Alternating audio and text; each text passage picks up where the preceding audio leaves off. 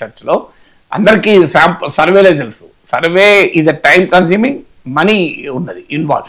అందువల్ల rapid appraisal ఏంటంటే quick data సేకరణ వాడతారు. నాలాంటి వాళ్ళు ఈ ర్యాపిడ్ అప్రైజల్ మెథడ్ ద్వారా పొలిటికల్ సిచ్యువేషన్ ఎప్పటికప్పుడు అర్థం చేసుకుంటాం మాట్లాడటానికి. సో ఆంధ్రప్రదేశ్లో ర్యాపిడ్ అప్రైజల్ ద్వారా నాకు వచ్చిన సమాచారం, ఈరోజు ఎలక్షన్ జరిగినా ఐ థింక్ కూటమి బ్రహ్మాండమైన విజయాన్ని సాధిస్తాయి. 4 సీట్లు అటు ఇటు 10 సీట్లు ఉంటే ఉండవచ్చు, అది కూడా చెప్పలేము. ఎందుకు జరుగుతోంది అంటే ఈవెన్ టుడే 10% గ్యాప్ ఉంది.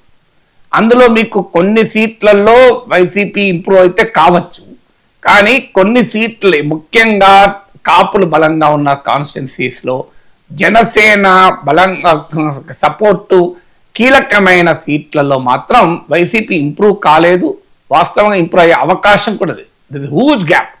అంటే 2024 ఎన్నికల్లో రిజల్ట్ అదే.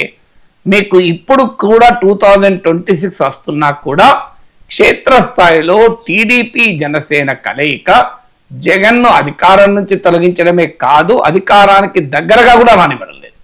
అంత ఇంపార్టెంట్ అంశం అది. అందుకే నేను చాలాసార్లు చెప్పాను, Pawan Kalyan is the game changer అని చంద్రబాబు నాయుడు చెప్పింది ఉదాహరిస్తూ అంటుంటాను చూడండి, మ్యాన్ ఆఫ్ ద మ్యాచ్ అని. కారణం అది. ఎందుకంటే అందరికీ తెలుసు ఆంధ్రప్రదేశ్లో కుల రాజకీయాలు ఎక్కువ అనేది పవన్ కళ్యాణ్ చెప్పాడు, కులం ఎక్కువ అని.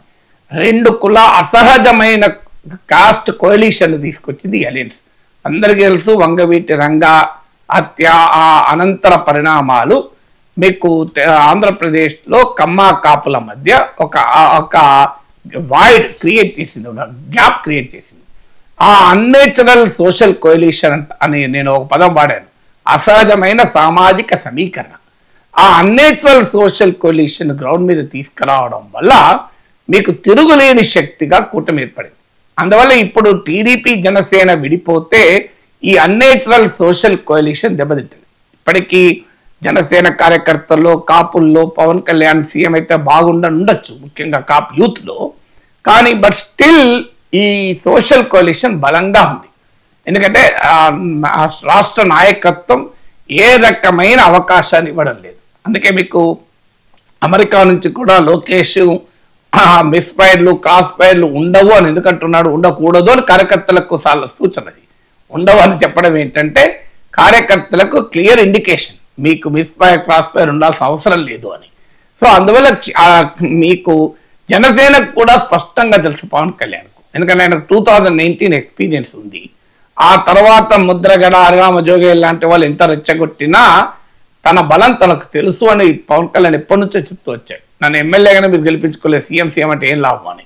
అందువల్ల మీకు తాను భీమవరం గాజువాకలో ఓడిపోయిన పరిస్థితి నుంచి 100% స్ట్రైక్ రేట్తో 21 సీట్లు ఎలా వచ్చాయి? పవన్ కళ్యాణ్ అమాయకుడా? తెలుగుదేశం మద్దతు లేకుంటే సాధ్యమా? ఎందుకంటే జనసేన నాయకుల్ని తెలుగుదేశం కార్యకర్తలు భుజాన మోసి గెలిపించారు, అది రియాలిటీ. అంటే వాళ్ళు ఏదో దాతృత్వంతో చేసిన పని కాదు. ఎందుకంటే పవన్ కళ్యాణ్ మద్దతు వల్ల తాము అధికారంలోకి వచ్చే అవకాశం వచ్చింది. చంద్రబాబు నాయుడు ముఖ్యమంత్రి అవుతాడు కనుక వారికి ఇష్టమున్నా లేకపోయినా జనసేన నాయకులు ఎమ్మెల్యేలకు గెలిపించారు.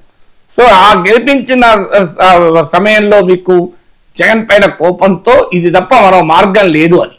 అందువల్ల ఇప్పటికీ కూడా పవన్ కళ్యాణ్ తెలుసు జనసేనకు క్షేత్రస్థాయి నాయకత్వం అనేది వీక్ ఇప్పటికీ కూడా. సో ఆ ప్రయత్నం కూడా పవన్ కళ్యాణ్ చేస్తున్నట్టు కనిపించడం లేదు. పవన్ కళ్యాణ్ బలమైన ముద్ర కూడా వేయలేకపోతున్నారు. అంటే ఇంకో ఈ పని పవన్ కళ్యాణ్ వల్ల జరిగింది అని. మీకు ఈ పని ఆంధ్రప్రదేశ్లో ఈ మార్పు, విధానపరమైన మార్పు, ప్రజలకు ఈ మేలు పవన్ కళ్యాణ్ వల్లనే జరిగింది అని ఒక ఉదాహరణ చెప్పలేము. ఆయన కూటమిలో జరిగే మంచి ఆటోమేటిక్గా ఆయనకు ప్రయోజనం ఉంటుంది, కూటమిలో జరిగే చెడు కూడా ఆయనకు ఉంటుంది. కానీ తనకంటూ ఇండివిజువల్ ఇంపాక్ట్, ఈవెన్ లొకేషన్ ఇటీవల కాలంలో విశాఖలో గూగుల్ ఏ హబ్ ఇవన్నీ వచ్చాక లోకేష్ ఇంప్రింట్ అన్న కనబడుతుంది, పవన్ కళ్యాణ్ ఇంప్రింట్ లేదు. అందువల్ల పవన్ కళ్యాణ్కి ఇవన్నీ తెలియని వాడు కాదు కదా, ఇనోసిట్. అందువల్ల తాను జనసేనకి ఈ స్థాయిలో నిలబెట్టాలి అంటే తెలుగుదేశానికి జనసేన ఎంత అవసరమో జనసేనకు తెలుగుదేశం కూడా అవసరమే. అది విన్ విన్ సిచ్యువేషన్. ఇందులో కనుక మిస్ఫైర్ క్రాస్ఫైర్ అయితే అది లూజ్ లూజ్ సిచ్యువేషన్ అవుతుంది. అందువల్ల లోకేష్ కానీ పవన్ కళ్యాణ్ కానీ చంద్రబాబు నాయుడు అంటున్నారంటే దే నో ద అండర్స్టాండింగ్ కదా. గ్రౌండ్ లెవెల్లో ఇప్పుడు నాలాంటి విశ్లేషకుల కన్నా వాళ్ళకి ఎక్కువ సమాచారం ఉంటుంది, వాళ్ళకి పార్టీ యంత్రాంగం ఉంటుంది, అనేక సర్వేలు చేయించుకుంటూ ఉంటారు, నిరంతరం ఫీడ్బ్యాక్ తెచ్చుకుంటారు, ఇంటెలిజెన్స్ ద్వారా సమాచారం వస్తుంది. అందువల్ల నాకున్న సమాచారంతో 100 రెట్లు ఎక్కువ సమాచారం ఉంటుంది. డిఫరెన్స్ ఒకటి ఏంటంటే మనం ఇండిపెండెంట్గా నాలాంటి వాడు కూడా ఆలోచించి సమాచారం స్వీకరిస్తారు. అక్కడ కొంత బయాస్డ్ సమాచారాన్ని ఎంకరేజ్ చేస్తారు రాజకీయ నాయకులు, అక్కడే దెబ్బతింటుంటారు. నిజంగా వాళ్ళు అన్బయాస్డ్ ఫీడ్బ్యాక్ కనుక తీసుకుంటే రాజకీయ పార్టీలు బ్రహ్మాండంగా మళ్ళీ అధికారులకు వస్తాయి. కానీ వాళ్ళు చేయరు. ఎందుకు చేయరు అంటే వాళ్ళకు రుచించే ఫీడ్బ్యాక్ కావాలి కనుక. నాలాంటి వాడికి అయితే ఏ రుచితో సంబంధం లేదు కదా, రంగు రుచి వాసన లేని నీటి పదార్థం విశ్లేషకులు, వాటర్ లాగా కదా మేము, ఇట్స్ కలర్లెస్ ఆర్డర్లెస్ టేస్ట్లెస్ కదా.